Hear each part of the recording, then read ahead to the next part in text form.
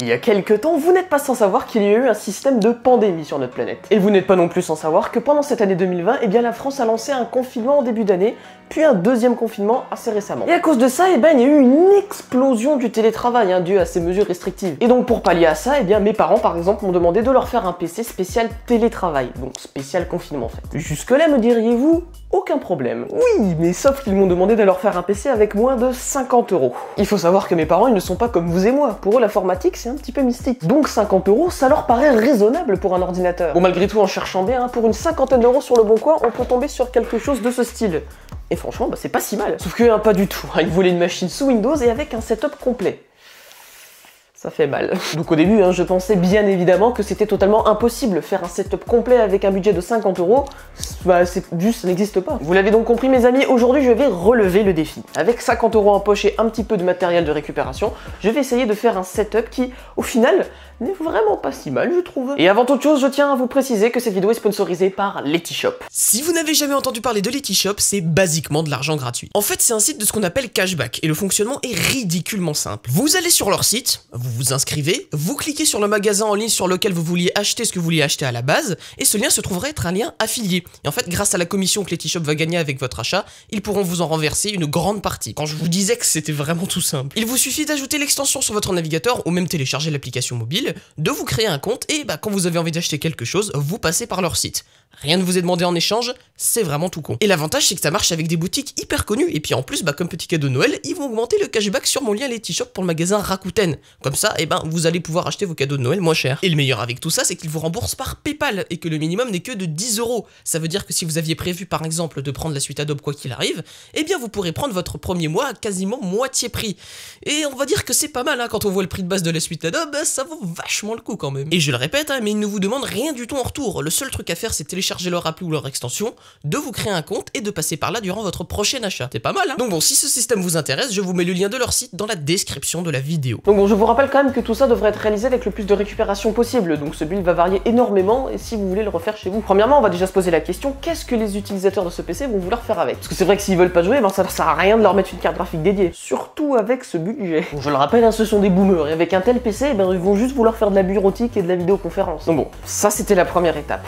Maintenant, on va choisir les composants. Et ça tombe très bien d'ailleurs, puisque regardez ce qui traîne dans un vieux placard. 2 tours Core de Duo qui n'ont pas servi depuis des lustres. Bon, par contre, il y en a une des deux qui a pas mal servi pour récupérer des pièces dedans. Mais bon, pour le choix des composants, il s'est effectué en fonction du PC de base. Genre, je vais réutiliser le boîtier, mais aussi la carte mère. Du coup, on va essayer de prendre des trucs compatibles. Déjà, cette chose est totalement no-name. Il n'y a aucune référence notée à l'intérieur à part la carte mère qui est dedans. Vu que c'était surtout pour de la récup à la base, j'ai piqué de la DDR2 pour mon Power Mac, l'alimentation pour le pfSense, et j'ai même fait griller une saucisse sur le processeur. Donc ouais, je vais essayer de faire un PC parfait avec ce qui me reste de ces deux PC. Et je vais commencer par les composants que je dois acheter. Pour la RAM, je vais partir sur le maximum que cette vieille carte mère peut accepter, qui est donc 4 Go. C'est pas énorme, mais pour les bureautiques, ça se fait. Ensuite, je vais mettre un SSD. 120 Go ça coûte plus rien aujourd'hui et ça fait vraiment la différence dans un vieux système. Puis je me suis penché sur l'autre point faible de cette config, le processeur. Elle est équipée d'un Core de Duo E4600 à 2,4 GHz.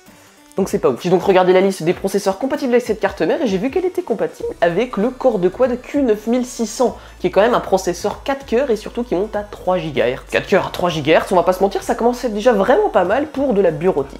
Donc je me suis tout de suite jeté sur eBay pour essayer d'acheter ce fameux... Ouais... Quand même, là ça fait chier pour le budget. Bon on va garder le Core de Duo quoi. Quoique... Sur ces cartes mères en socket 775, il est connu qu'un modding existe. Et d'ailleurs, c'est assez bizarre, vous allez voir. Il est possible, sous certaines conditions, avec certaines cartes mères, de modifier un processeur Xeon X5450, qui a les mêmes caractéristiques que le Core de Quad super cher, pour qu'il fonctionne dans la même carte mère. Et je vous le donne dans le mille, la modification, c'est d'ajouter des enclaves sur les côtés du processeur et de souder des pins ensemble. Ah là, c'est honteux, ouais. Et il se trouve bien évidemment que ma carte mère, la Asus P5 LVM, est totalement compatible avec cet upgrade. Et du coup, je rappelle que c'est basiquement le même processeur que le Core de Quad, simplement compatible avec moins de cartes mères. Mais dans mon cas, vu qu'il est compatible, c'est tout bénef. Et là, du coup, on tombe tout de suite dans des prix qui sont beaucoup plus raisonnables, alors que pourtant, c'est les mêmes performances. Donc du coup, je commande ce processeur sur eBay, j'ai aussi commandé la version un petit peu sur stéroïde du Ventyra d'Intel par défaut. Oui, parce que, spoiler, un Xeon ça chauffe. Et oui, parce qu'avec le double de cœur et beaucoup plus de fréquences, ça commence à faire chaud. Et donc avec cette liste de composants commandés, on va du coup pouvoir se construire un petit PC très sympathique. Du coup, quelques semaines plus tard, après avoir récupéré tous les colis, je me suis attelé à la création du setup. Déjà pour commencer, ce PC sera mis dans ce bureau, qui contient actuellement une imprimante et un PC portable. Tout ça branché en CPL. c'est vraiment pas ouf. Sachant que le PC qu'on monte, eh bien, il est compatible Gigabit Ethernet, je me suis dit que j'allais remplacer le CPL par directement une prise Ethernet. J'ai donc commencé à percer le sol, à ajouter un câble, et puis pouf, Gigabit Ethernet à portée de main. Restait plus qu'à ajouter un switch pas cher, et le tour était joué. Maintenant, je vais m'attaquer au PC en lui-même. Première chose déjà, ce qu'on va faire, c'est qu'on va le dépoussiérer. Mais genre vraiment à fond, hein, à tel point que je vais même le faire dans l'alimentation. Alors à la vue de ces images, je souhaite vous prévenir de ne surtout pas faire ça chez vous. Sérieusement, j'ai pris mes précautions avant, hein. Le PC était débranché depuis des années, j'ai bien tout mis à la terre avant de toucher quoi que ce soit. Donc vous ne le faites pas. Surtout que ça va void votre garantie.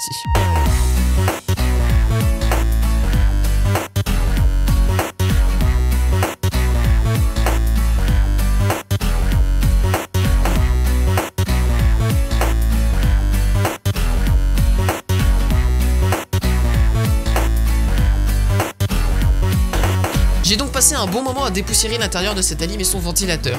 Elle en avait besoin, faut dire. J'ai même passé un coup de WD-40 dans le roulement à billes du ventilo pour lui éviter de faire du bruit. Et croyez-le ou non, eh ben ça a vachement bien marché. Puis après avoir remonté la lime, je me suis attaqué au dépoussiérage du PC.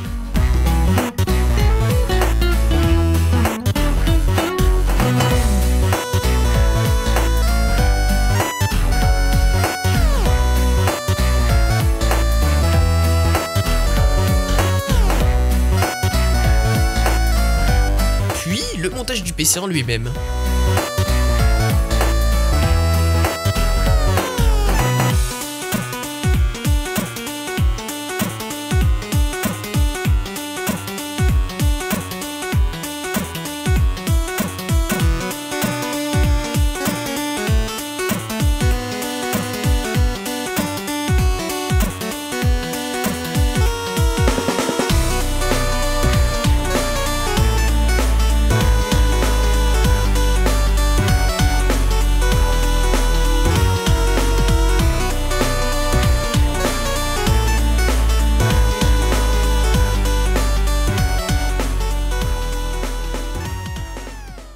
Et voilà, un magnifique PC. Restait plus qu'à le démarrer. Bon, ok, il y avait un message de warning du poste, mais ça c'est tout à fait normal, hein, on va régler ça après. Maintenant, je vais surtout installer Windows. Et du coup, ce qui est bien, c'est que j'ai pu voir comment se comportait thermiquement parlant ce PC, grâce à ceci, ce petit téléphone qui donc a une caméra thermique au dos. Et ça, c'est juste quand même plutôt pratique. Du coup, comme vous pouvez le voir sur ces images, et bien même après pas mal de temps, les températures restent totalement acceptables. Ah oui, aussi, toujours avec de la récup, et bien je vais essayer de créer le reste du setup.